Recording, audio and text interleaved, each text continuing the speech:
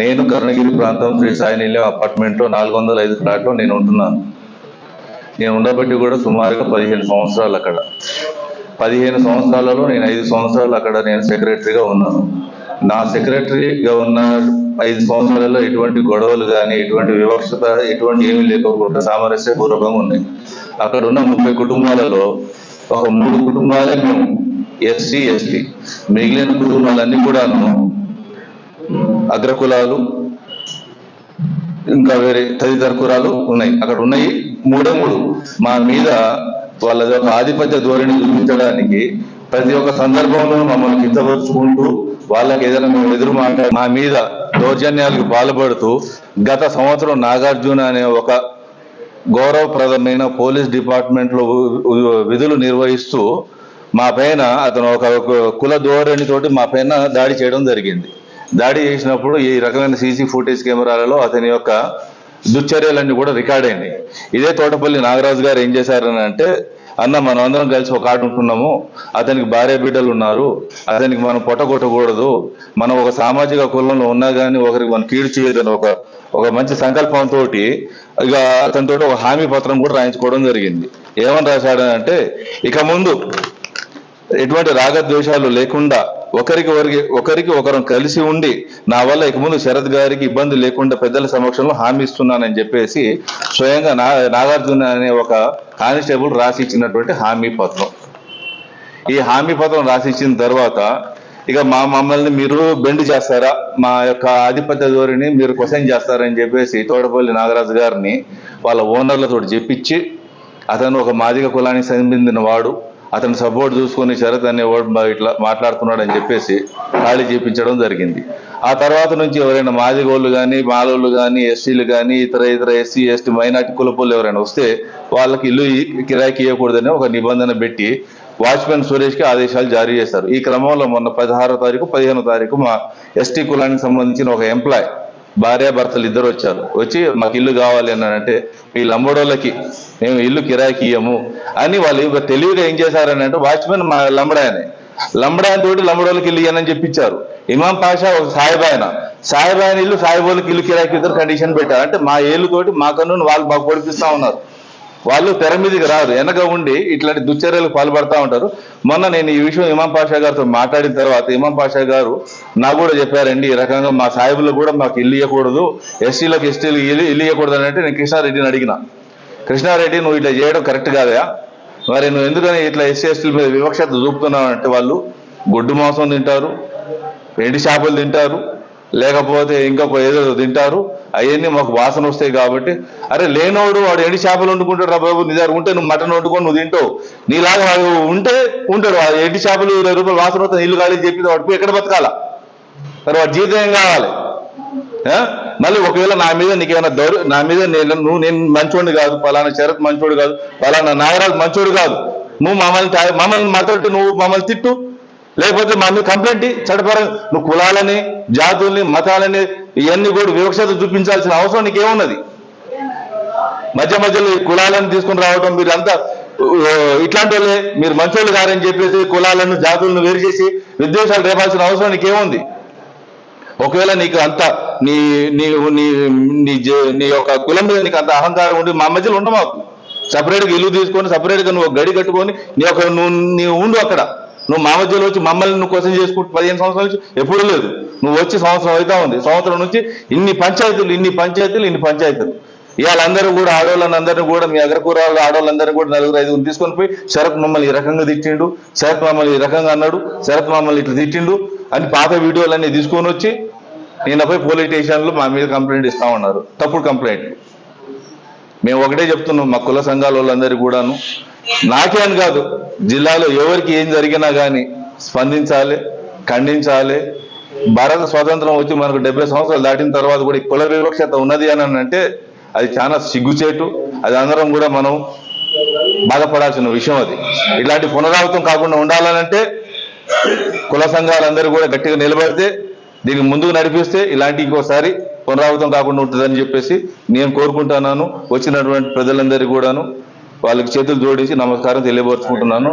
కృష్ణారెడ్డి గారికి station bail ఇవ్వకుండా వారికి వెంటనే రిమాండ్ చేస్తే ఇంకొకళ్ళకి మళ్ళీ ఇట్లాంటి రిపీట్ కాకోకుండా జాగ్రత్తగా ఉంటారు. ఇప్పుడు పిచ్చి కుక్కని తీసుకొచ్చి తాడు కట్టిన దానికి గుంజ కట్టేస్తే అది ఎట్టుపోదు. వాడి మెడలో కేసు కట్టారు, వాడు మళ్ళీ సమాజంలో వదిలేశారు.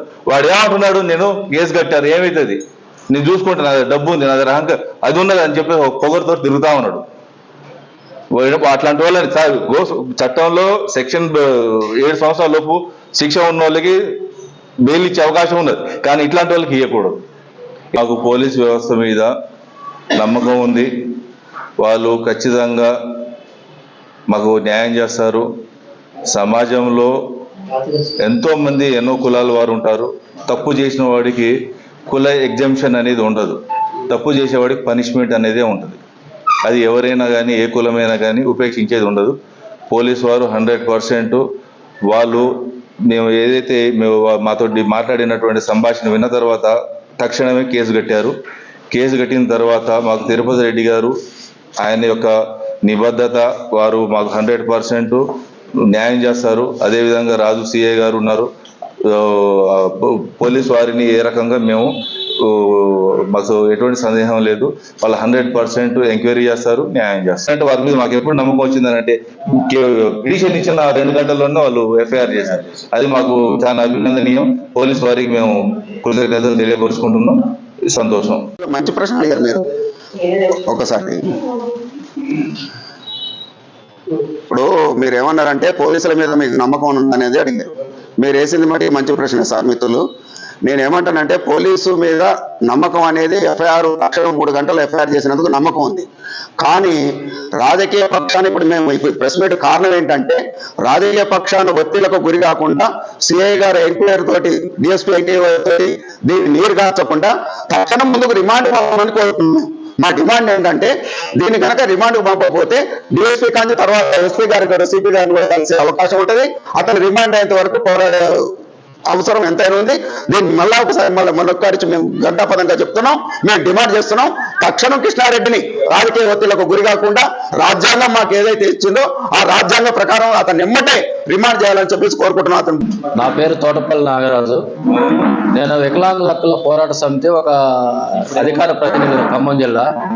నేను ఎస్సీ మాదిగ కులానికి చెందిన వ్యక్తిని. నేను శ్రీ సాయి నిలయం అపార్ట్మెంట్లోని 4 సంవత్సరాల నుండి అక్కడ నివాసం ఉంటున్నాను. నా పిల్లల చదువుల కోసం నేను వికలాంగుడిని. అయితే అక్కడ శరత్ గారు ఒక ఉన్నతమైన ఉద్యోగస్తుడు కష్టాల నాగార్జున అనే వ్యక్తి శరత్ గారి మీద ఎస్టీ అతని మీద చేయి చేసుకొని కొట్టడం జరిగింది. ఆ కమిటీ పిలిచినప్పుడు నేను మాట్లాడి ఒక ఎస్టీ అతనికి నేను సపోర్ట్ చేసినని, ఈ కష్టాల నాగార్జున అగ్రకులం ఏకమయ్యి ఇక్కడ ఉంటే ప్రమాదం అని, నేను వికలాంగుడిని అయి ఉన్నా కానీ నన్ను నా ఓనర్కి ఇంటి ఓనర్కి ఫోన్ చేసి చెప్పి వాడిని ఎమ్మటే వేకెంట్ చేసి ఇక్కడ అన్ని గొడవలు పెట్టుకుంటుండో ఇవన్నీ కలిసి ఓనర్కి చెప్పి ఇల్లు ఖాళీ బలవంతంగా ఇల్లు ఖాళీ చేయించారు. అంటే ఒక ఎస్సీ అతనే ఎస్టీకి సపోర్ట్ చేస్తే ఇంత వివక్షత ఉంది. అక్కడ అగ్రకులాల రాజ్యం నడుస్తుంది. 3-4 సంవత్సరాల నుంచి నేను ఎటువంటి గొడవ చేయకుండా ఎటువంటి మాసాలు తినకుండా ఉంటున్న సంగతి వాళ్ళకే తెలుసు. ఎప్పుడైతే ఈ గొడవ జరిగిందో ఈ గొడవ జరిగినాక సపోర్ట్ చేసిన కావున ఎమ్మటే ఇల్లు ఖాళీ చేయించాలని ఖాళీ చేయించి నన్ను బలవంతంగా బయటికి పంపించి నన్ను అవమానపరిచారు. డివిఎన్ శరత్ కుమారు విద్యావంతుడు, తర్వాత గిరిజన సమాజానికి సేవ చేసే మంచి మిత్రుడు.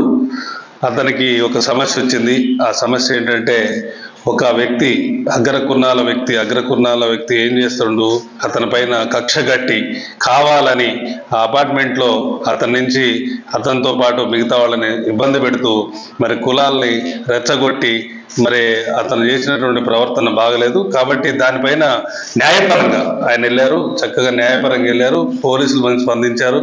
తక్షణమే ఆ కృష్ణారెడ్డి అనే వ్యక్తిని మాత్రం స్టేషన్ బెయిల్ ఇవ్వకుండా రిమాండ్ చేయాలని నా యొక్క మనవి. ఎందుకంటే ఇలాంటి విషయాలు మళ్ళీ పునరావృతం కాకుండా కులాల మధ్యలో, ఆహారం మధ్యలో మరి ఇట్లా పెట్టొద్దు. ఎందుకంటే నేను లంబాడ హక్కుల పోరాట సమితి రాష్ట్ర ఉపాధ్యక్షుడిని. మొన్న 15వ తారీఖు జరిగిన సంఘటనలో మా సంఘంలోకి ఆడియో వచ్చింది. మా గ్రూప్లోకి ఆడియో వస్తే మేమందరం శరత్ దగ్గరికి వెళ్తే శరత్ అనే వ్యక్తిని ఇట్లా అన్నారని తెలిస్తే మేమందరం కలిసి మా తోటి సహోదరులు అందరం కలిసి రూరల్ పోలీస్ స్టేషన్కి వెళ్ళడం జరిగింది. అక్కడికి వెళ్తే ఎఫ్ఐఆర్ చేసి మాకు 2 గంటలు ఎఫ్ఐఆర్ చేసి ఇచ్చారు.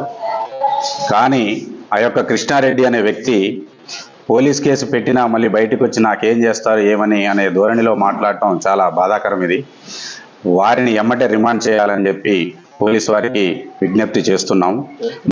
ఈ కుల అహంకారం అనేది చాలా పెరిగిపోతుంది. ఎందుకంటే ఆ అపార్ట్మెంట్లో ఇప్పటికీ ఒక 4-5 సార్లు గొడవలైంది, 4-5 సార్లు పంచాయతీ చేయడం జరిగింది. అయినా వాళ్ళు ఎస్సీ ఎస్టీ బీసీలని మైనార్టీలని అస్సలు ఓరవట్లేదు. ఓన్లీ అగ్రవర్ణాలే ఉండాలంట, అక్కడ అగ్రవర్ణాలే కొనాలంట. అలాంటి వ్యక్తుల్ని కులాహంకారం ఉన్న కృష్ణారెడ్డిని వెంటనే రిమాండ్ చేయాలని పోలీసు వారిని కోరుతున్నాము.